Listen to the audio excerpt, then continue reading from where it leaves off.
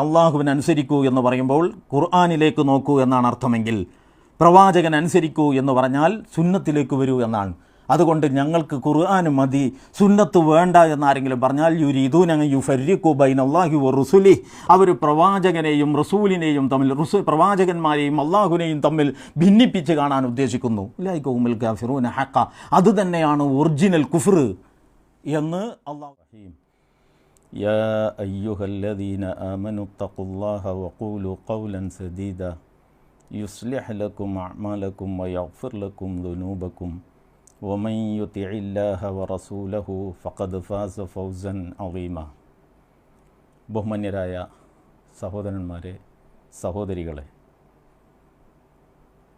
റസൂൽ കരീം സല്ലല്ലാഹു അലൈഹി വസല്ലമയുടെ ജീവിതവും ആ ജീവിതത്തിലൂടെ അവിടെ നിന്ന് മുന്നോട്ട് വെച്ച സന്ദേശവും വളരെ സജീവമായി ചർച്ച ചെയ്യപ്പെട്ടുകൊണ്ടിരിക്കുന്ന ഒരു സന്ദർഭത്തിലാണ് നമ്മളിപ്പോൾ ഒരുമിച്ച് കൂടിയിട്ടുള്ളത്. സാധാരണഗതിയിൽ റബീഉൽ അവ്വൽ മാസത്തിൽ പ്രവാചകൻ സല്ലല്ലാഹു അലൈഹി വസല്ലമയെ സംബന്ധിച്ചുള്ള പഠനങ്ങളും ചർച്ചകളും ആലോചനകളും അന്വേഷണങ്ങളും സജീവമാകുന്നുണ്ട്. ഇങ്ങനെ സജീവമാകുന്നതിനെ സംബന്ധിച്ച് ചിലപ്പോൾ ചില സഹോദരങ്ങൾ നിരൂപണ ദൃഷ്ട്യാ ചില അഭിപ്രായങ്ങൾ പ്രകടിപ്പിക്കാറുമുണ്ട്. ഞാനിവിടെ ഈ സന്ദർഭത്തിൽ എൻ്റെ വിഷയത്തിലേക്ക് കടക്കുന്നതിന് മുമ്പ് 2-3 വാചകങ്ങൾ അതേ സംബന്ധിച്ച് പറഞ്ഞുകൊണ്ട് സംസാരം മുന്നോട്ട് കൊണ്ടുപോകാനാണ് ഉദ്ദേശിക്കുന്നത്. വിശുദ്ധ ഖുർആനും തിരുസുന്നത്തും പരിശോധിച്ചാൽ റബീഉൽ അവ്വൽ മാസത്തിന് എന്തെങ്കിലും മതപരമായ സവിശേഷതയുള്ളതായി നമുക്ക് കാണാൻ കഴിയില്ല. മതപരമായ സവിശേഷത എന്താണെങ്കിലും അത് പഠിപ്പിക്കേണ്ടത് ഒന്നുകിൽ അള്ളാഹുവിൻ്റെ ഗ്രന്ഥത്തിലാണ്, അല്ലെങ്കിൽ റസൂലുള്ളാഹി സ്വല്ലല്ലാഹു അലൈഹി വസല്ലമയുടെ വിശദീകരണങ്ങളിലൂടെയാണ്. പ്രവാചകൻ സല്ലല്ലാഹു അലൈഹി വസല്ലമയുടെ വാക്കും പ്രവൃത്തിയും മൗനാനുവാദവും അഥവാ സുന്നത്ത് എന്ന് പറയുന്നതിൻ്റെ പ്രാമാണികതയെ സംബന്ധിച്ചുള്ള ചില കാര്യങ്ങളും അതിൻ്റെ പ്രാധാന്യത്തെ പറ്റിയുള്ള ചില സൂചനകളുമാണ് എൻ്റെ ഈ സംസാരത്തിൻ്റെ വിഷയം. ഞാൻ ഉടനെ അതിലേക്ക് വരാം. അപ്പോൾ പ്രമാണബദ്ധമായി നമ്മൾ സംസാരിക്കുമ്പോൾ റബീഉൽ അവ്വൽ മാസത്തിന് സവിശേഷതകളില്ല. 4 മാസങ്ങൾ യുദ്ധം നിഷിദ്ധമാണ് എന്ന് അള്ളാഹു സുബ്ഹാനഹു വ തആല പറഞ്ഞ് ഹജ്ജ് അനുബന്ധ കാര്യങ്ങൾക്ക് വേണ്ടി പവിത്രമാക്കി വെച്ചതായി നമുക്ക് കാണാം. വേറെ ഒരു മാസത്തിലെ ഒരു രാവ് 1000 മാസങ്ങളെക്കാൾ ശ്രേഷ്ഠമാണ് എന്ന് വിശുദ്ധ ഖുർആൻ പ്രഖ്യാപിക്കുന്നതും നമുക്കറിയാം. അത് ലൈലത്തുൽ ഖദ്ർ എന്ന് ഖുർആൻ തന്നെ വിശേഷിപ്പിച്ച പരിശുദ്ധ റമളാനിലെ അവസാനത്തെ 10-ലെ ഒറ്റയായ ഏതോ ഒരു ദിനമാണ്.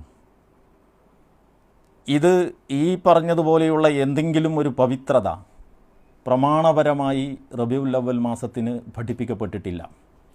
പഠിപ്പിക്കപ്പെട്ടിട്ടില്ലാത്ത സ്ഥിതിക്ക് അങ്ങനെ ധരിക്കുന്നതോ അങ്ങനെ ധരിപ്പിക്കുന്നതോ ശരിയല്ല. അതേസമയം റബീഉൽ അവ്വൽ മാസത്തിന് ചരിത്രപരമായ വമ്പിച്ച പ്രാധാന്യമുണ്ട്. റസൂൽ കരീം സല്ലല്ലാഹു അലൈഹി വസല്ലം ഇഹലോകത്തേക്ക് ആഗതനായത് റസൂൽ കരീം സല്ലല്ലാഹു അലൈഹി വസല്ലമയുടെ ജീവിതത്തിൽ മാത്രമല്ല, ലോക മുസ്ലിം സമൂഹത്തിൻ്റെ എക്കാലത്തെയും ചരിത്രത്തിൽ വമ്പിച്ച വഴിത്തിരിവായ ഹിജ്റ സംഭവിച്ചത്, പ്രവാചകൻ സല്ലല്ലാഹു അലൈഹി വസല്ലം ഇഹലോകത്തോട് വിട പറഞ്ഞത്, ഇങ്ങനെയുള്ള വളരെ പ്രധാനപ്പെട്ട ചരിത്ര സംഭവങ്ങൾക്ക് സാക്ഷിയായ ഒരു മാസമാണ് റബീഉൽ അവ്വൽ. അതുകൊണ്ട് തന്നെ റബീഉൽ അവ്വൽ മാസത്തിന് മതപരമായ പ്രത്യേകതകളൊന്നുമില്ല. അതേസമയം ചരിത്രപരമായ വമ്പിച്ച പ്രാധാന്യമുണ്ട്. ഈ ചരിത്ര പ്രാധാന്യത്തെ അതിൻ്റെ കഥനം നടത്തുകയും അതേ സംബന്ധിച്ച് ആളുകളോട് സംവദിക്കുകയും സംസാരിക്കുകയും ഈ സന്ദർഭത്തെ ആ നിലക്ക് പ്രയോജനപ്പെടുത്തുകയും ചെയ്യുന്നതിൽ പ്രമാണപരമായി തകരാറൊന്നുമില്ല എന്നാണ് നാം മനസ്സിലാക്കുന്നത്.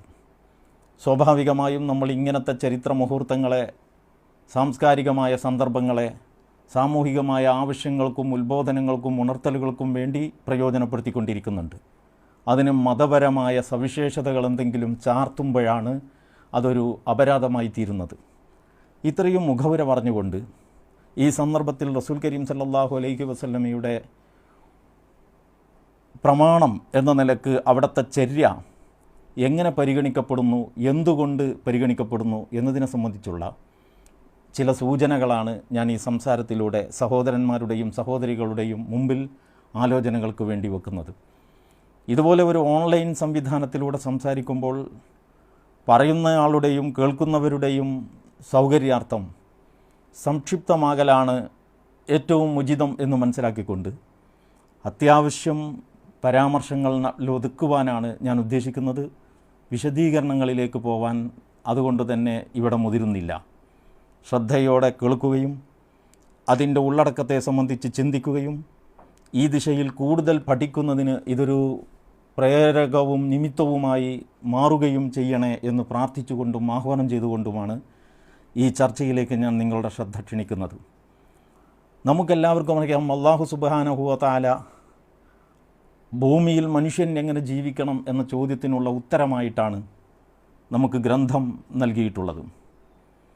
അതിനുള്ള ഒരു ഉത്തരമായിട്ട് ഒരു ഗ്രന്ഥം നൽകിയാൽ ആ ഗ്രന്ഥം സ്വന്തം നിലക്ക് ഉത്തരമായി വർത്തിക്കുക എന്നത് പ്രയാസകരമാണ്. കാരണം മനുഷ്യരെ സംബന്ധിച്ചിടത്തോളം ഗ്രന്ഥത്തിൽ നിന്ന് കാര്യങ്ങൾ യഥാവിധി മനസ്സിലാക്കിയെടുക്കേണ്ടതായിട്ടുണ്ട്. അത് പ്രയോഗവൽക്കരിക്കേണ്ടതുണ്ട്. പ്രായോഗികവൽക്കരണത്തിൻ്റെ അഭാവത്തിൽ ഗ്രന്ഥങ്ങളുടെ സ്ഥാനമേ മാത്രമേ ഉണ്ടാവുകയുള്ളൂ. സാമൂഹിക പ്രസക്തമായ ഒരു ദൗത്യമോ സമൂഹത്തിൽ എന്തെങ്കിലും പ്രശസ്തമായ സേവനങ്ങളോ നിർവഹിക്കാൻ അവർക്ക് സാധിച്ചു കൊള്ളണമെന്നില്ല. അങ്ങനെ ഒരുപാട് വിശിഷ്ട ഗ്രന്ഥങ്ങൾ അലമാരകളിൽ, ലൈബ്രറികളിൽ സുരക്ഷിതമായിട്ടിരിക്കുന്നുണ്ട്. അത് മനുഷ്യജീവിതത്തെ ഒരു നിലക്കും ഗുണപരമായി സ്വാധീനിച്ചതായിട്ട് കാണുന്നില്ല. അള്ളാഹുവിന് വേണമെങ്കിൽ ഓരോ മനുഷ്യനെയും നമ്മുടെ മൾട്ടിനാഷണൽ കമ്പനികളുടെ പെട്ടി തുറക്കുമ്പോൾ അതിൽ കാറ്റലോഗുകൾ കാണുന്നത് പോലെ ഓരോ മനുഷ്യനെയും ഈ ദുനിയാവിലേക്ക് മാതാവിൻ്റെ ഗർഭാശയത്തിൽ നിന്ന് പുറത്തിറക്കുന്ന സന്ദർഭത്തിൽ തന്നെ അവനോടൊപ്പം ഒരു ഗ്രന്ഥം നൽകുക എന്നത് അസാധ്യമായ കാര്യമൊന്നുമല്ല. അങ്ങനെ നിങ്ങളൊന്ന് ചിന്തിച്ചു നോക്കൂ. ഓരോരുത്തരും വരുന്നു അവർക്ക് വേണ്ട ഒരു കിതാബുമായിട്ട്. എല്ലാവരുടെയും കിതാബിൻ്റെ ഉള്ളടക്കം ഒന്നാണെന്ന് വെക്കുക. അങ്ങനെ എല്ലാവരുടെ കയ്യിലും ഗ്രന്ഥം. എല്ലാവർക്കും ഇങ്ങനെ ഓരോ ഗ്രന്ഥം നൽകിയിട്ടുണ്ടെങ്കിൽ ആർക്കും ഒരു ഗ്രന്ഥവും നൽകാത്തതുപോലെയായിരിക്കും അതിൻ്റെ ഫലം എന്ന് ലേശം ആലോചിച്ചാൽ നിങ്ങൾക്ക് മനസ്സിലാക്കാൻ കഴിയും. അതുകൊണ്ട് തന്നെ ഭൂമിയിൽ മനുഷ്യൻ എങ്ങനെ ജീവിക്കണം എന്ന ചോദ്യത്തിനുള്ള ഉത്തരമായിട്ട് അല്ലാഹു സുബ്ഹാനഹു വ തആല മനുഷ്യരിൽ നിന്ന് തന്നെ ഒരു ദൂതനെ തെരഞ്ഞെടുക്കുകയാണ്. വിശുദ്ധ ഖുർആൻ ആ തരത്തിലുള്ള ചർച്ച, പ്രവാചകന്മാർ മനുഷ്യരാണ്, പരിപൂർണരായ മനുഷ്യർ എന്ന് സ്ഥാപിക്കുന്നതിന് വിശുദ്ധ ഖുർആൻ നിരന്തരം ശ്രമിച്ചുകൊണ്ടിരിക്കുന്നത് നമുക്ക് കാണാൻ സാധിക്കും. നമ്മുടെ കുട്ടികൾ മദ്രസകളിൽ വെച്ച് നബി സല്ലല്ലാഹു അലൈഹി വസല്ലമയുടെ പിതൃ പരമ്പരകളെക്കുറിച്ച് 20 ഉപ്പാപ്പമാരെ സംബന്ധിച്ച് പ്രവാചകൻ്റെ ഉപ്പ, അവരുടെ ഉപ്പ, അങ്ങനെ പറഞ്ഞ് കാണാതെ പഠിപ്പിച്ചു വരുന്നുണ്ട് നമ്മൾ. എന്തിനു വേണ്ടിയിട്ടാണത്? അത്രമാത്രം മനുഷ്യത്വത്തിൻ്റെ കറകളഞ്ഞ പരിപൂർണതയിൽ എത്തി നിൽക്കുന്ന ഒരു യഥാർത്ഥ മനുഷ്യനെയാണ് അല്ലാഹു സുബ്ഹാനഹു വ തആല ഭൂമിയിൽ മനുഷ്യർക്ക് മാതൃകയാക്കാൻ വേണ്ടി അയച്ചിട്ടുള്ളത്. ഖുൽ ലൗ കാന ഫിൽ അർളി മലായികത്തുൻ യംശൂന മുത്മഇന്നീൻ ലനസ്സൽനാ അലൈഹിം മിനസ് സമാഇ മലക്കർ റസൂല. അല്ലാഹു സുബ്ഹാനഹു വ തആല പ്രവാചകനോട് പറയുന്നുണ്ട്, പ്രവാചകനെ സംബന്ധിച്ച് നമ്മോട് പറയുന്നുണ്ട്, വമാ മനഅന്നാസ അൻ യുഅ്മിനു ഇദ് ജാഅഹുമുൽ ഹുദ ഇല്ലാ അൻ ഖാലു അബഅസല്ലാഹു ബശറ റസൂല. ഏതൊക്കെ ഘട്ടങ്ങളിൽ നാം ദൂതനെ അയച്ചിട്ടുണ്ടോ അപ്പോഴൊക്കെ മനുഷ്യ സമൂഹം അത്ഭുതം കൂറിക്കൊണ്ടേയിരുന്നു. ഇയാളെയാണോ അള്ളാഹ്ക്ക് ഒരു ദൂതനാക്കാൻ കിട്ടിയത്? ഇദ്ദേഹത്തെയാണോ അള്ളാഹു ഒരു ദൂതനായി പറഞ്ഞയച്ചത്, തെരഞ്ഞുപിടിച്ച് പറഞ്ഞയച്ചത് എന്നൊക്കെ ആളുകൾ ആശങ്ക പ്രകടിപ്പിച്ചു കൊണ്ടിരുന്നു.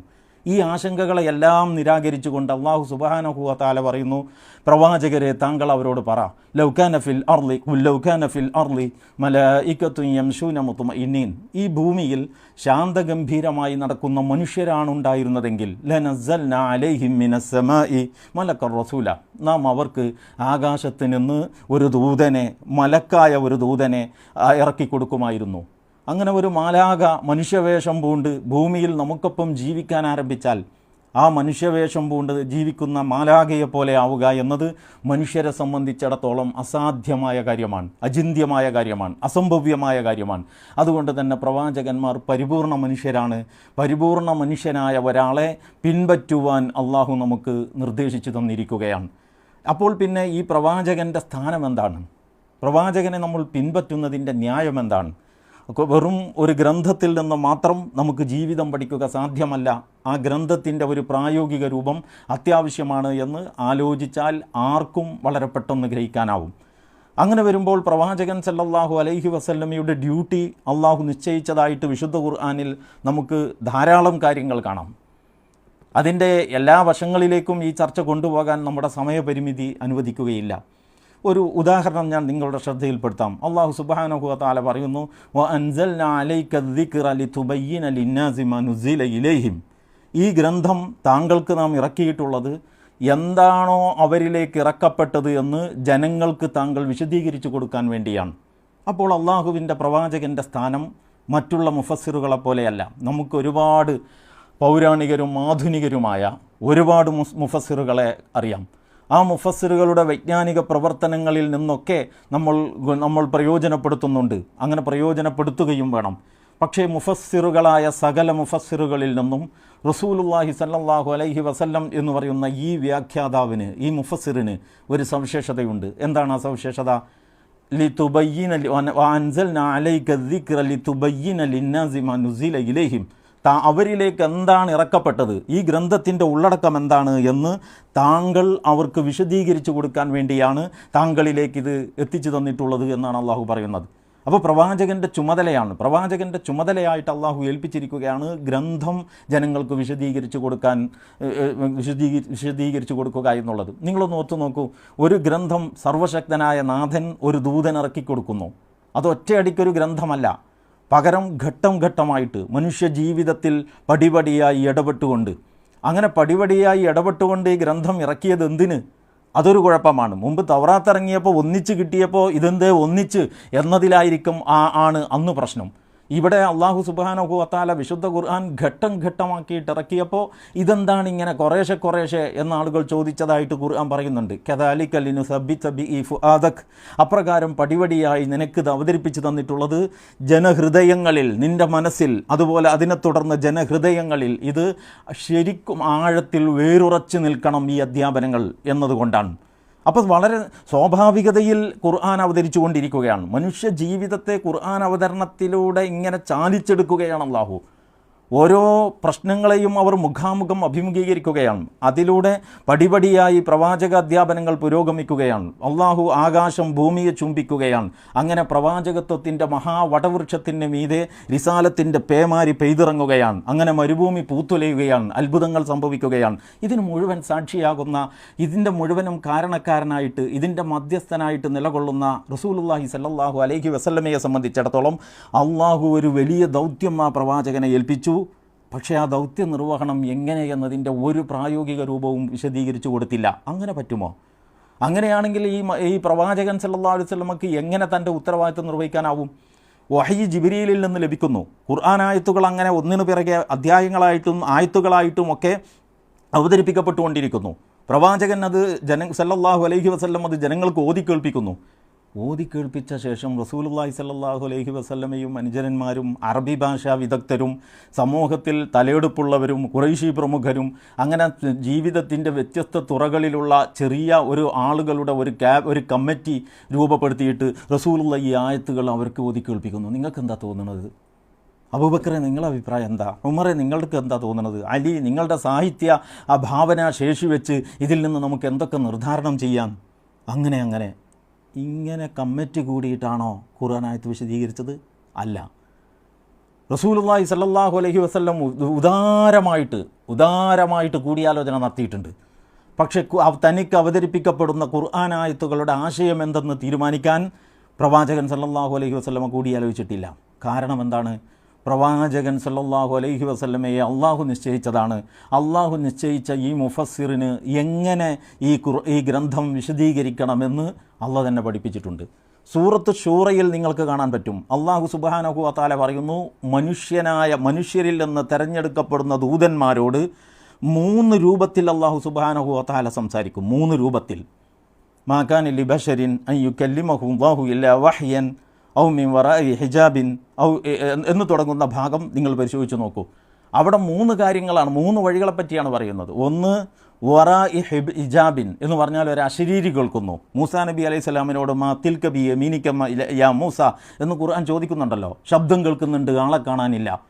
മൂസാ നബി അലൈഹി സ്വലാമിൻ്റെ മുമ്പിൽ അശരീരി.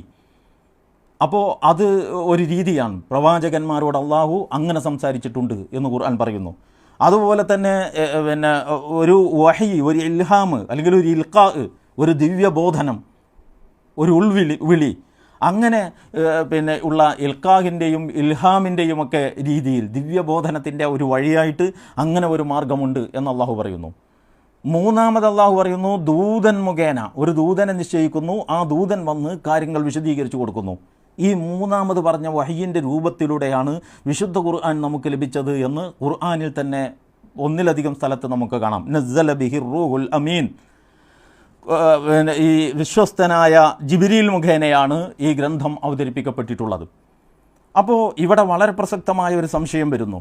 അള്ളാഹു സുബ്ഹാനഹു വ തആല മനുഷ്യരിൽ നിന്ന് സവിശേഷമായി തിരഞ്ഞെടുക്കപ്പെട്ടവരോട് 3 രീതിയിൽ സംസാരിക്കും എന്നാണ് അള്ളാഹു പറയുന്നത്.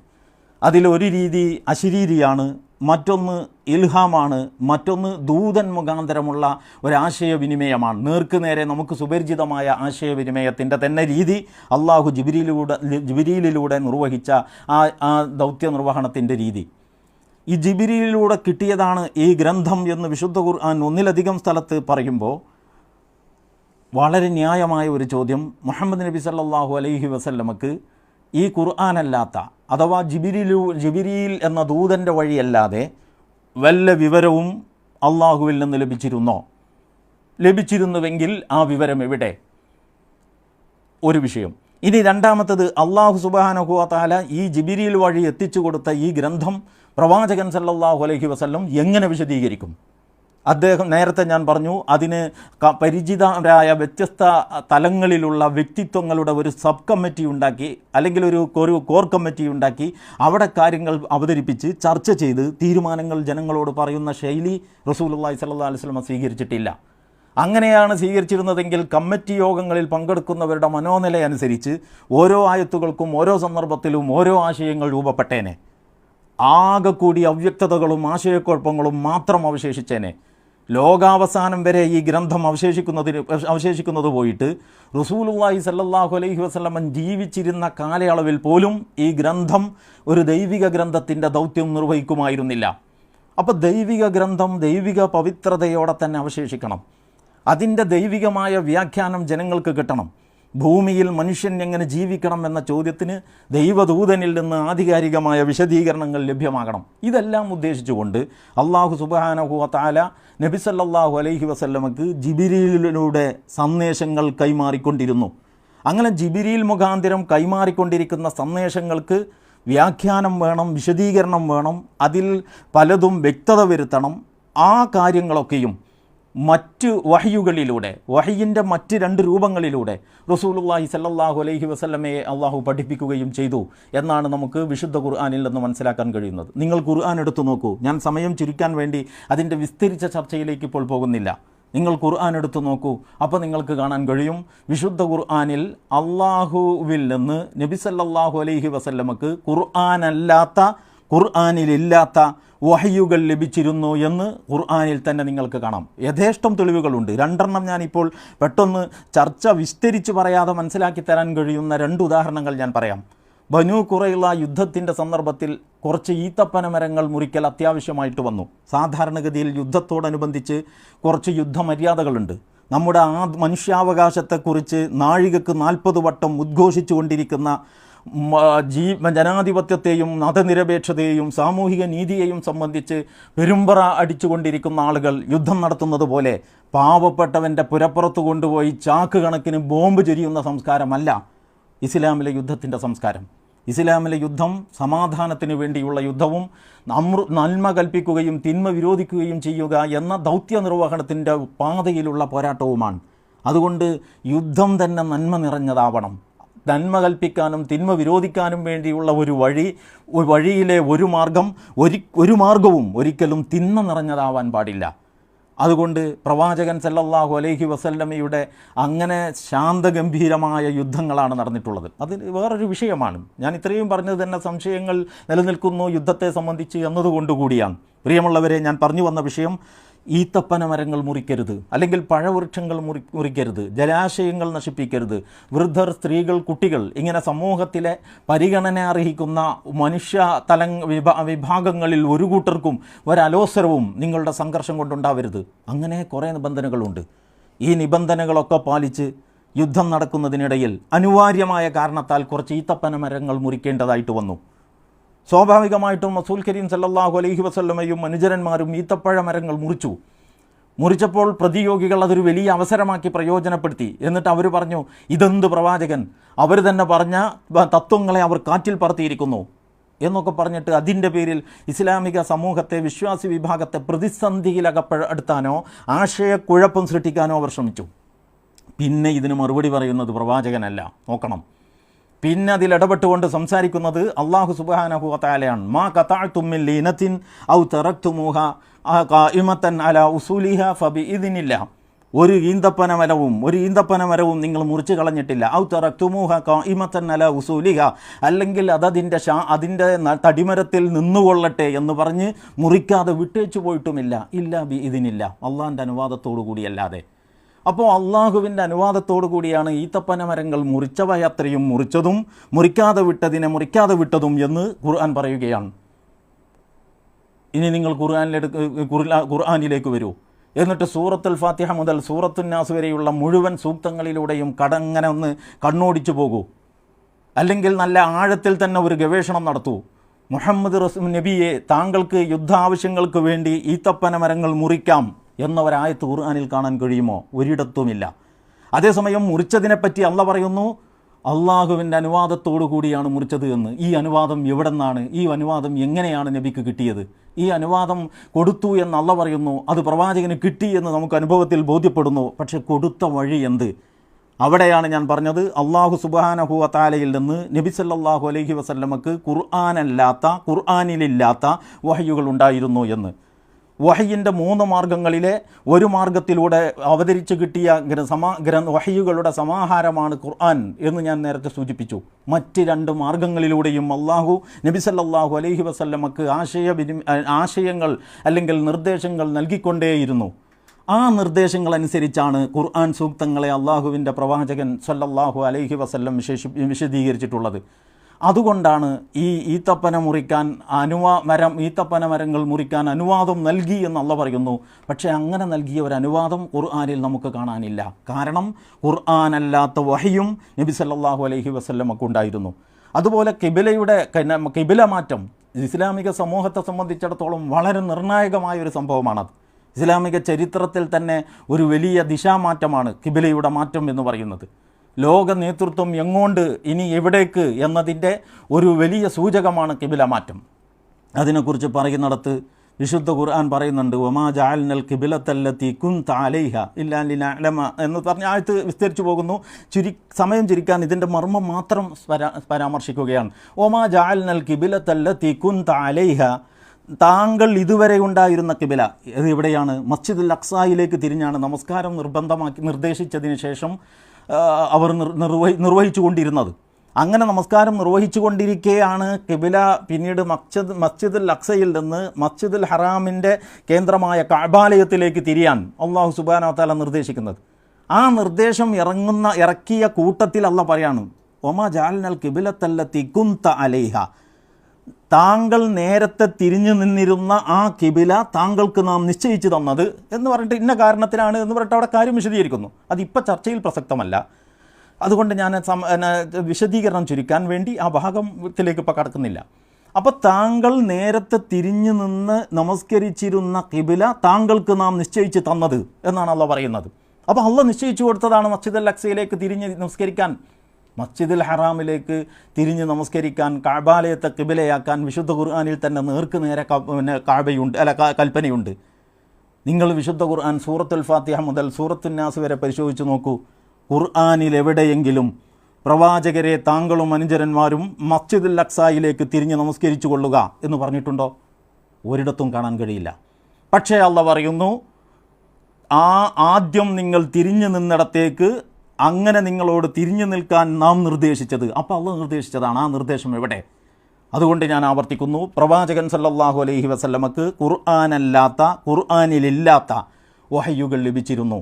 ആ വഹയിൻ്റെ അടിസ്ഥാനത്തിലാണ് ആയത്തുകളെ അള്ളാഹുവിൻ്റെ റസൂൽ വിശദീകരിച്ചിരുന്നത്. അങ്ങനെ വിശദീകരിക്കുമ്പോൾ മാത്രമാണ് ഒരു പ്രവാചകൻ നമുക്ക് ആവശ്യമായി വരുന്നതും അങ്ങനെ വിശദീകരിക്കുമ്പോൾ മാത്രമാണ് ആ പ്രവാചകൻ്റെ ചര്യ ഒരു പ്രമാണമായി തീരുന്നതും. അങ്ങനെ ഒരു പ്രമാണം ഉണ്ടാകുമ്പോഴേ ഖുർആൻ തന്നെ പ്രസക്തമാകുന്നുള്ളൂ. അല്ലെങ്കിൽ ഓരോരുത്തരും തോന്നിയതുപോലെ ഖുർആൻ വ്യാഖ്യാനിച്ചാൽ ഒരാൾക്കും ഖുർആൻ നൽകാത്തതുപോലെ ആയിരിക്കും അതിൻ്റെ ഫലം. ഇതാണ് ഞാൻ നേരത്തെ സൂചിപ്പിച്ചത്. ഇത്തരം വേറെയും ഒരു നിരവധി ഉദാഹരണങ്ങൾ വിശുദ്ധ ഖുർആനിൽ കാണാം. ദൈർഘ്യം ഭയന്ന് ഈ സന്ദർഭത്തിൽ ഞാൻ അതിലേക്ക് കടക്കുന്നില്ല. അപ്പോൾ പ്രിയപ്പെട്ടവരെ, ഞാൻ പറഞ്ഞു വന്നത്, വിശുദ്ധ ഖുർആനിൽ അള്ളാഹു സുബ്ഹാനഹു വ തആല നൽകിയിട്ടുള്ള വഹയ്യുകൾക്ക് പുറമെ പ്രവാചകൻ സല്ലല്ലാഹു അലൈഹി വസല്ലമക്ക് മറ്റു മാർഗേണ ദിവ്യബോധനങ്ങൾ ലഭിച്ചുകൊണ്ടിരുന്നു. ആ വഹയ്യുകളുടെ സമാഹാരത്തെയാണ് നമ്മൾ ഇന്ന് സുന്നത്ത് എന്ന് പറയുന്നത്. അതിൽ പ്രവാചകൻ്റെ കൽപ്പനകളുണ്ട് അഥവാ വാക്കുണ്ട്, അതിൽ പ്രവാചകൻ്റെ ചെയ്തികൾ അഥവാ പ്രവർത്തനങ്ങളുണ്ട്. പ്രവാചക സന്നിധാനത്തിൽ വെച്ച് ഒരാളൊരു കാര്യം ചെയ്തപ്പോൾ പ്രവാചകൻ അത് ശരിവെച്ചു, അല്ലെങ്കിൽ മൗനം പാലിച്ചു, തിരുത്താൻ പോയില്ല. അങ്ങനെ മൗനാനുവാദമുണ്ട്. ഇങ്ങനെ ഖൗലുഹു വഫിഅലുഹു വതഖരീറുഹു സല്ലല്ലാഹു അലൈഹി വസല്ലം, റസൂലുള്ളാഹി സല്ലല്ലാഹു അലൈഹി വസല്ലമയുടെ വാക്കും പ്രവൃത്തിയും മൗനാനുവാദങ്ങളും ഇതെല്ലാം കൂടി ചേർന്നതിനെയാണ് നമ്മൾ സുന്നത്ത് എന്ന് പറയുന്നത്. സുന്നത്തിൻ്റെ പ്രാമാണികതയെ സംബന്ധിച്ച വിസ്തരിച്ച ചർച്ചകൾക്ക് ഒരുപാട് കാര്യങ്ങൾ പറയേണ്ടതായിട്ടുണ്ട്. ഞാൻ ഈ കുറച്ചുകൂടി സംഗതികൾ ആ വിഷയത്തിൽ സൂചിപ്പിച്ചുകൊണ്ട് എൻ്റെ സംസാരം അവസാനിപ്പിക്കാം. റസൂലുള്ളാഹി സല്ലല്ലാഹു അലൈഹി വസല്ലമയെ അല്ലാഹു സുബ്ഹാനഹു വ തആല അയച്ചപ്പോൾ ആ പ്രവാചകനെ നൽകിയത് എന്തൊക്കെയാണ് എന്നതിനെക്കുറിച്ച് ഖുർആനിൽ ചില പരാമർശങ്ങളുണ്ട്. ഉദാഹരണത്തിന് നമുക്ക് സുപരിചിതമായ സൂക്തമാണ് സൂറത്തുൽ ജുമുഅയിൽ നമ്മൾ ജുമുഅയുടെ തുടക്കത്തിൽ നമുക്ക് കാണാറുണ്ട്, വ യുഅല്ലിമുഹുമുൽ കിതാബ വൽ ഹിക്മ വ യുസക്കീഹിം. ഇതേ ആയത്ത് വിശുദ്ധ ഖുർആനിൽ വേറെയും സ്ഥലത്ത് കാണാം. വ അൻസൽനാ അലൈക്കൽ കിതാബ വൽ ഹിക്മ, താങ്കൾക്ക് നാം ഗ്രന്ഥവും ഹിക്മത്തും ഇറക്കി എന്ന് വേറെ സ്ഥലത്തും വിശുദ്ധ ഖുർആൻ പറയുന്നുണ്ട്. അപ്പോൾ യുഅല്ലിമുഹുമുൽ കിതാബ വൽ ഹിക്മ, കിതാബും ഹിക്മത്തും എന്ന പ്രയോഗം, കിതാബ് എന്ന് പറഞ്ഞാൽ നമുക്ക് മനസ്സിലായി, ദാലിക്കൽ കിതാബു അലിഫ് ലാം മീം ദാലിക്കൽ കിതാബു ലാ റൈബ ഫീഹി ഹുദൽ ലിൽ മുത്തഖീൻ. അപ്പോൾ അതാണ് കിതാബ്. അപ്പോൾ ഖുർആനിനെ കുറിച്ചാണ് ഈ കിതാബ് എന്ന് പറയുന്നത് എന്ന് നമുക്ക് പൊതുവെ മനസ്സിലാക്കാം. വയുഅല്ലിമുഹുമുൽ കിതാബ വൽ ഹിക്മ, ഹിക്മത്ത് എന്താണ്? കിതാബ് തന്നെയാണ് ഹിക്മത്തെങ്കിൽ കിതാബും ഹിക്മത്തും എന്ന് പറയുന്നതിൽ എന്തർത്ഥമാണ് ഉള്ളത്? ആ ഭാഷാ പ്രയോഗത്തിന് എന്ത് പ്രസക്തിയും സാങ്കത്യവുമാണുള്ളത്? അൻസൽനാ അലൈക്കൽ കിതാബ വൽ ഹിക്മ വഅല്ലമക മാ ലം തകുൻ തഅലം, നിനക്കറിയാത്തത് താങ്കൾക്കറിയാത്തത് താങ്കളെ നാം പഠിപ്പിച്ചു എന്നും തുടർന്ന് മറ്റൊരിടത്ത് വിശുദ്ധ ഖുർആൻ വിശദീകരിക്കുന്നുണ്ട്. അപ്പോൾ കിതാബ് എന്ന് പറഞ്ഞിട്ടുള്ളത് വിശുദ്ധ ഖുർആനിനെയാണെങ്കിൽ, അഥവാ ജിബ്രീലിലൂടെ ഇറക്കപ്പെട്ട വഹയ്യുകളുടെ സമാഹാരത്തെയാണ് കിതാബ് എന്നതുകൊണ്ട് ഉദ്ദേശിക്കുന്നതെങ്കിൽ, മറ്റ് രണ്ട് മാർഗേണ പ്രവാചകൻ സല്ലല്ലാഹു അലൈഹി വസല്ലമക്ക് നൽകപ്പെട്ട വിജ്ഞാന ശേഖരത്തെ സംബന്ധിച്ചാണ് ഹിക്മത്ത് എന്ന് ഖുർആൻ പ്രയോഗിച്ചത്. കിതാബല്ലാത്ത, കിതാബിലില്ലാത്ത, കിതാബിനോടൊപ്പം കിട്ടിയ മറ്റെന്തോ ഒന്ന് എന്നതാണ് ആ ഖുർആനിക പ്രയോഗത്തിൻ്റെ അർത്ഥം, താല്പര്യം. അങ്ങനെ വരുമ്പോൾ ഹിക്മത്ത് എന്നത് കൊണ്ട് ഉദ്ദേശം എന്താണ്? ഹിക്മത്ത് എന്നതുകൊണ്ട് ഇവിടെ വിവക്ഷിക്കുന്നത് പ്രവാചകന് നൽകപ്പെട്ട ഈ ഈ ചര്യ എന്ന് പറയുന്ന സംഗതിയാണ്. അതുപോലെ തന്നെ അൻസൽനാ മഅഹുമുൽ കിതാബ വൽ മീസാൻ എന്ന് വിശുദ്ധ ഖുർആൻ മറ്റൊരു സന്ദർഭത്തിൽ പറയുന്നുണ്ട്. കിതാബും മീസാനും, അതായത് പിന്നെ ഖുർആനും അതോടൊപ്പം തന്നെ ഒരു തുലാസും ഇറക്കിയിരിക്കുന്നു. അൽ മീസാൻ, എന്താണ് ഈ അൽ മീസാൻ കൊണ്ട് ഉദ്ദേശിക്കുന്നത്? അതുപോലെ വിശുദ്ധ ഖുർആൻ മറ്റൊരിടത്ത് അന്നൂർ എന്ന് പറഞ്ഞിട്ടുണ്ട്.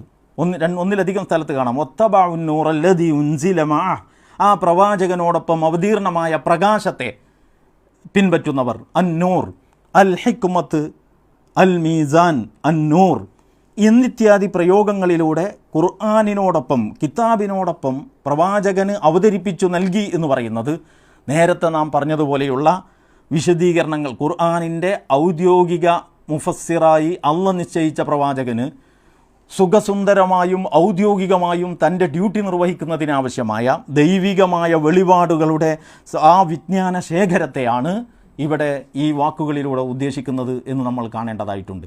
പ്രവാചകൻ ലഖദ് കാന ലക്കും ഫീ റസൂലില്ലാഹി ഉസ്വത്തുൻ ഹസന, ഈ പ്രവാചകനിൽ നമുക്ക് മദ്ഹിതമായ മാതൃകയുണ്ട് എന്ന് അല്ലാഹു സുബ്ഹാനഹു വ തആല പറയുന്നുണ്ട്. അപ്പോൾ പ്രവാചകൻ്റെ മാതൃക വളരെ പ്രധാനപ്പെട്ടതാണ്. ആ വ്യക്തിത്വത്തെ നമ്മൾ പഠിക്കുക, ആ വ്യക്തിത്വത്തെ നമ്മൾ പിൻപറ്റുക. ഖുർആനിനെ കുറിച്ച് സൂറത്തുൽ ഇസ്രായിൽ ഖുർആൻ തന്നെ പറയുന്നുണ്ടല്ലോ, ഇന്ന ഹാദൽ ഖുർആന യഹ്ദി ലില്ലതി ഹിയ അഖ്വം. ഈ ഖുർആൻ ഏറ്റവും ചൊവ്വായ ഒരു വഴിയിലേക്ക്, ഏറ്റവും ചൊവ്വായ ഒരു വഴിയിലേക്ക് നിങ്ങളെ മാർഗദർശനം നടത്തുകയാണ്. ഇന്ന ഹാദൽ ഖുർആന യഹ്ദി എന്ന് വിശുദ്ധ ഖുർആൻ പറയുന്നു. ഈ ഖുർആൻ നിങ്ങൾക്ക് ഹിദായത്ത് നൽകുന്നു. ഹിയഹഖ്വം വയുബശിറുൽ മുഅ്മിനീന അല്ലദീന ആമനു അഅമലൂന സ്വാലിഹാത്ത് അന്ന ലഹും അജ്റൻ ഹസൻ എന്ന് പറഞ്ഞുകൊണ്ട് അതിൻ്റെ വിശദാംശങ്ങളും അല്ലാഹു പറയുന്നു. എന്താണ് ആ ഹുദയുടെ സ്വഭാവം, ആ ഹിദായത്തിൻ്റെ സ്വഭാവം, അതിൻ്റെ ഗുണം, അതിൻ്റെ ദുന്യവിയും മുഹർവിയുമായ പ്രയോജനം എന്ന് അല്ലാഹു സുബ്ഹാനഹു വ തആല പറയുന്നുണ്ട്.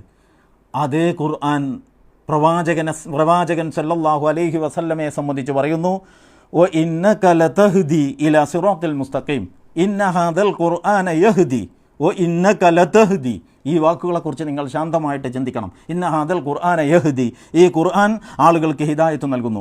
ഇന്നക ലതഹ്ദി, താങ്കൾ ജനങ്ങൾക്ക് ഹിദായത്ത് നൽകുക തന്നെ ചെയ്യുന്നു. ഹിദായത്ത് നൽകുന്നു എന്നതിനെ, പ്രവാചകനിൽ നിന്ന് ഹുദ ലഭിക്കുന്നു എന്നതിനെ ശക്തമായി തറപ്പിച്ച്, അറബി ഭാഷാ പ്രയോഗത്തിൻ്റെ ഒരു ശൈലി സ്വീകരിച്ചുകൊണ്ട് ശക്തമായി തറപ്പിച്ച് വിശുദ്ധ ഖുർആൻ പറയുന്നത് നമുക്ക് കാണാൻ സാധിക്കും. അതുകൊണ്ട് തന്നെ പ്രവാചകൻ സല്ലല്ലാഹു അലൈഹി വസല്ലമയുടെ വ്യക്തിത്വം എന്ന് പറയുന്നത് വഇൻ തുതിഉഹു തഹ്തദു, ആ പ്രവാചകനെ നിങ്ങൾ പിൻപറ്റുന്ന പക്ഷം നിങ്ങൾ ഹിദായത്തിലാവും. അപ്പോൾ ഖുർആനിൽ ഹുദയുണ്ട്, പ്രവാചകൻ്റെ കയ്യിലും ഹുദയുണ്ട്. ഈ പ്രവാചകനെ നിങ്ങൾ അനുസരിക്കുന്നുവെങ്കിൽ ഇൻ തുതിഉഹു തഹ്തദു, ആ പ്രവാചകനെ നിങ്ങൾ അനുസരിക്കുന്ന പക്ഷം നിങ്ങൾ ഹിദായത്തിലാകും. അതുകൊണ്ട് പ്രവാചകൻ സല്ലല്ലാഹു അലൈഹി വസല്ലമ എന്ന് പറയുന്നത് മറ്റു മനുഷ്യരെ പോലെയല്ല. പ്രവാചകൻ സല്ലല്ലാഹു അലൈഹി വസല്ലമയുടെ വാക്കും പ്രവൃത്തിയും മൗനാനുവാദവും നമ്മളെ സംബന്ധിച്ചിടത്തോളം പ്രമാണമാണ്. ഇതിനെയാണ് സുന്നത്ത് എന്ന് പറയുന്നത്. ഈ ഖുർആനും സുന്നത്തുമാണ് ഇസ്ലാമിക ജീവിതത്തിൻ്റെ അടിസ്ഥാനം. അള്ളാഹുവിനെ അനുസരിക്കൂ എന്ന് ഖുർആനിൽ നിരവധി, ഈ നിന്ന നിൽപ്പിലെ ആയത്തുകളെല്ലാം കൂടി ഓതി തീർക്കാൻ കഴിയാത്ത അത്രയും ആയത്തുകൾ വിശുദ്ധ ഖുർആനിൽ കാണാം. അത്തിഉല്ലാഹ എന്ന് പറയുന്ന, അങ്ങനെ മാത്രമാണോ? അല്ല, എല്ലാ സ്ഥലത്തും അതിനോട് ചേർന്ന്, ചിലയിടത്ത് ഉലുൽ അംറിനും കൂടിയും കൂട്ടിയിട്ടുണ്ട്, പക്ഷേ അതല്ലാതെ എല്ലാ സ്ഥലത്തും അതിനോട് ചേർന്ന് അത്തിഉല്ലാഹ വ അത്തിഉർ റസൂൽ അത്തിഉല്ലാഹ വ റസൂലഹു, ഏതെങ്കിലും ഒരു ശൈലിയിൽ അള്ളാഹുവിനെ അനുസരിക്കണം, റസൂലിനെ അനുസരിക്കണം. ഫഇൻ തനാസഅതും ഫീ ഷൈഇൻ ഫറുദ്ദൂഹു ഇലല്ലാഹി വർ റസൂൽ, നിങ്ങൾ വല്ലതിലും ഭിന്നിക്കുന്ന പക്ഷം അള്ളാഹുവിലേക്ക് മടക്കണമെന്ന് മാത്രമല്ല പറഞ്ഞത്, പിന്നെയോ റസൂലിലേക്കും കൂടി മടക്കണമെന്നാണ്. അപ്പോൾ അള്ളാഹുവും റസൂലും എന്നത് ആവർത്തിച്ചുള്ള ഖുർആൻ്റെ ഒരു ശൈലിയാണ്. അള്ളാഹുവിനെ അനുസരിക്കണമെന്ന് പറഞ്ഞാൽ അതിൻ്റെ അർത്ഥം ഖുർആൻ അനുസരിക്കണമെന്നാണ്. റസൂലിനെ അനുസരിക്കണമെന്ന് പറഞ്ഞാലോ, അന്ന് ഖുർആൻ അവതരിക്കുന്ന കാലത്ത് റസൂലിനെ അനുസരിക്കണമെന്ന് പറഞ്ഞാൽ ഈ ജീവിച്ചിരിക്കുന്ന മുഹമ്മദ് നബി സല്ലല്ലാഹു അലൈഹി വസല്ലം എന്ന് പറയുന്ന നേതാവിനെ അനുസരിക്കണമെന്നാണ് അർത്ഥം. ഇന്ന് നമ്മൾ ആ പ്രവാചകൻ ഇഹലോകത്തോട് വിട പറഞ്ഞതിന് ശേഷം, ആ പ്രവാചകൻ്റെ ഭൗതിക ജഡം തിരുശരീരം നാം മൺമറഞ്ഞതിന് ശേഷം പ്രവാചകൻ അനുസരിക്കണമെന്നതിൻ്റെ അർത്ഥം എന്താണ്? ആ ആയത്തുകളൊക്കെ അപ്രസക്തമായി എന്നാണോ?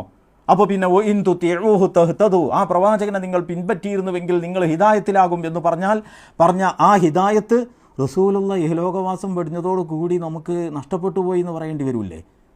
നഊദു ബില്ലാ. അപ്പോൾ ഒരിക്കലും അങ്ങനെയല്ല. റസൂലുള്ളയുടെ ആ തിരുശരീരമല്ലാത്തതെല്ലാം ഇന്ന് അന്നത്തേതുപോലെ എന്ന് പോലും പറഞ്ഞാൽ പോരാ, അന്നത്തേതിനേക്കാൾ സൗകര്യകരമായ രീതിയിൽ, വിജ്ഞാനം വിരൽത്തുമ്പിൽ എന്ന് പറഞ്ഞ പോലെ എല്ലാ വിവരങ്ങളും നമുക്ക് വളരെ പെട്ടെന്ന് പ്രവാചക ചര്യകളുടെ എല്ലാ വശങ്ങളെ സംബന്ധിച്ചും സൂക്ഷ്മങ്ങളായ പഠന പരിശോധനകൾ വളരെ ലളിതമായി ആർക്കും പ്രാപ്യമാകുന്ന വിധം ലഭ്യമായിരിക്കെ അത് വെറുതെ ലഭ്യമായതല്ല, അത് അള്ളാഹുവിൻ്റെ നിശ്ചയമാണ്. എന്ത്?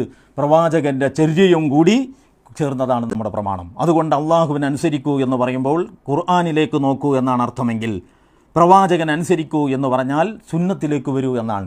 അതുകൊണ്ട് ഞങ്ങൾക്ക് ഖുർആൻ മതി, സുന്നത്ത് വേണ്ട എന്നാരെങ്കിലും പറഞ്ഞാൽ യുരീദൂന യുഫർരിഖു ബൈനല്ലാഹി വറുസുലി, അവർ പ്രവാചകനെയും റസൂലിനെയും തമ്മിൽ, പ്രവാചകന്മാരെയും അള്ളാഹുവിനെയും തമ്മിൽ ഭിന്നിപ്പിച്ച് കാണാൻ ഉദ്ദേശിക്കുന്നു. ഉലൈക ഹുമുൽ കാഫിറൂന ഹഖ, അതുതന്നെയാണ് ഒറിജിനൽ കുഫ്ർ. എന്ന് അള്ളാഹു സുബ്ഹാനഹു വ തആല പറയുന്നുണ്ട്. എന്നിട്ട് സത്യവിശ്വാസികളുടെ ലക്ഷണം അപ്പുറത്ത് തുടർന്ന് വിശദീകരിക്കുന്നിടത്ത്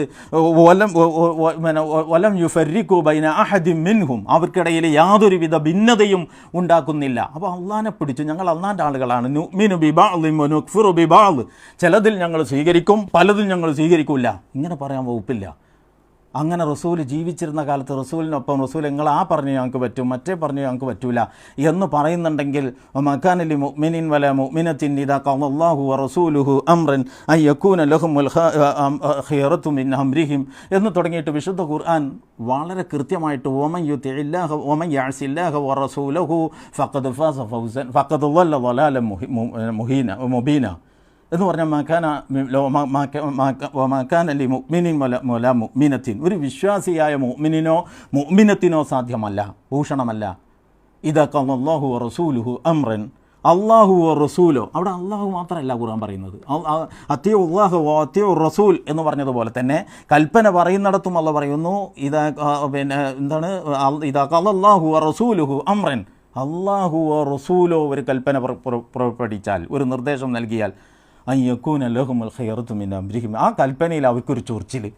റസൂൽ എന്തിനെ അത് പറഞ്ഞു, റസൂൽ എന്തിനെ ഇതിലിടപെട്ട്, റസൂൽ എന്തിനെ രാഷ്ട്രീയത്തിലിടപെട്ട്, റസൂൽ എന്തേ സാമ്പത്തികത്തെ പറ്റി പറഞ്ഞു, റസൂൽ എന്തേ പലിശ വിലക്കി, റസൂൽ എന്തേ സ്ത്രീകളുടെ വേഷവിധാനത്തിൽ ഇടപെട്ടു, അങ്ങനെ അങ്ങനെ അങ്ങനെ. ഇങ്ങനെ ചൊറിച്ചിലുണ്ടാകാൻ പാടില്ല. ഇങ്ങനെ ചൊറിച്ചിലുണ്ടെന്ന് വന്നാൽ അതിൻ്റെ അർത്ഥം വമൻ യഅസില്ലാഹ വറസൂലഹു ഫഖദ് ളല്ല ളലാലൻ മുബീന, അള്ളാഹുവിനെയും അവൻ്റെ റസൂലിനെയും ധിക്കരിച്ചോ അവൻ വളരെ കൃത്യമായ വഴികേടിലാണ്, വ്യക്തമായ വഴികേടിലാണ് ചെന്നുപെട്ടത് എന്ന് അള്ളാഹു പറയുന്നുണ്ട്. നമ്മളെല്ലാ വെള്ളിയാഴ്ചകളിലും ഖുതുബ ഇടയിൽ കേൾക്കുന്ന ഒരു സൂക്തമാണ് യാ അയ്യുഹല്ലദീന ആമനു തഖുല്ലാഹ വഖൂലു ഖൗലൻ സദീദ യുസ്ലിഹ് ലക്കും അഅമാലക്കും വയഗ്ഫിർ ലക്കും ദുനൂബക്കും വമൻ യുതിഇല്ലാഹ വറസൂലഹു ഫഖദ് ഫാസ ഫൗസൻ അളീമ. ആയത്തിൻ്റെ തുടക്കത്തിലെ ഭാഗത്തിന് അർത്ഥം പറയാൻ ഞാനിപ്പോൾ സമയം ചെലവഴിക്കുന്നില്ല. ഇവിടെ പ്രസക്തമായ ഭാഗം ഇതാണ്, വമൻ യുതിഇല്ലാഹ വറസൂലഹു, അള്ളാഹുവിനെയും അവൻ്റെ റസൂലിനെയും അനുസരിച്ചോ ഫഖദ് ഫാസ ഫൗസൻ അളീമ, അവൻ വമ്പിച്ച വിജയം കൈവരിച്ചു. വമൻ യഅസില്ലാഹ വറസൂലഹു ഫഖദ് ളല്ല ളലാലൻ മുബീന, അള്ളാഹുവിനെയും അവൻ്റെ റസൂലിനെയും ധിക്കരിച്ചോ അവൻ മഹാ വഴികേടിലകപ്പെടുകയും ചെയ്തു. അതുകൊണ്ട് പ്രവാചകൻ്റെ ചര്യ എന്ന് പറയുന്നത് നമുക്കിഷ്ടമുണ്ടെങ്കിൽ സ്വീകരിക്കാവുന്നതും ഇഷ്ടമില്ലെങ്കിൽ തള്ളാവുന്നതും, അല്ലെങ്കിൽ ഇഷ്ടമുള്ളതിനെ സ്വീകരിക്കാവുന്നതും ഇഷ്ടമില്ലാത്തതിനെ തള്ളാവുന്നതുമായ ഒരു ഏരിയ അല്ല, ഒരു സബ്ജക്റ്റ് അല്ല, ഒരു വിഷയമല്ല എന്ന് സത്യവിശ്വാസികൾ ഓർക്കണം. കാരണം അള്ളാഹ് നമ്മളെ വിളിച്ചിട്ടുള്ളത് അള്ളാഹുവിലേക്കും റസൂലിലേക്കുമാകുന്നു. ആ അള്ളാഹുവിലേക്കും റസൂലിലേക്കുമുള്ള ഇന്നമാ കാന ഖൗലൽ മുഅ്മിനീന ഇദാ ദുഉ ഇലല്ലാഹി വറസൂലിഹി ലിയഹ്കുമ ബൈനഹും അൻ യഖൂലു സമീഅനാ വഅതഅനാ, വിശ്വാസികളുടെ നിലപാട് ഒന്നായിരിക്കും എന്നല്ലാഹ് പറയുന്നു. എന്ത്? അവരെ അള്ളാഹുവിലേക്കും റസൂലിലേക്കും വരുവിൻ എന്ന് വിളിച്ചാൽ അള്ളാഹുവിലേക്ക് ഞങ്ങൾ വരാം, റസൂലിലേക്ക് ഇപ്പോൾ ഇനി എന്ത്, ഇവിടെ റസൂല് ഏതാ സുന്നത്ത് എന്നാണ് നിങ്ങളുടെ ചോദ്യമെങ്കിൽ അള്ളാഹു സുബ്ഹാനഹു വ തആല പറയുന്നു അത് വിശ്വാസികളുടെ നിലപാടല്ല, സമിഅനാ വഅതഅനാ എന്നതാണ്. അപ്പോൾ സുന്നത്തിൽ വ്യാജനില്ലേ, കള്ള ഹദീസുകളില്ലേ? കള്ള ഹദീസ് പോട്ടെ, കള്ള നബി തന്നെ വന്നിട്ടില്ലേ? റസൂലുള്ളാഹി സ്വല്ലല്ലാഹു അലൈഹി വസല്ലം ഇഹലോകവാസം വെടിഞ്ഞതിന് ശേഷം കള്ളപ്രവാചകന്മാരുടെ ഒരു പരമ്പര തന്നെ വന്നല്ലോ. അവസാനം ബ്രിട്ടൻ ഒരു കള്ളപ്രവാചകനെ ഇന്ത്യയൊക്കെ പ്രത്യേകം ലക്ഷ്യമാക്കി വിട്ടല്ലോ. കള്ളപ്രവാചകൻ വന്നതുകൊണ്ട് പ്രവാചകൻ തന്നെ വേണ്ടാന്ന് നിങ്ങൾ പറയുമോ? ആരെങ്കിലും പറഞ്ഞിട്ടുണ്ടോ?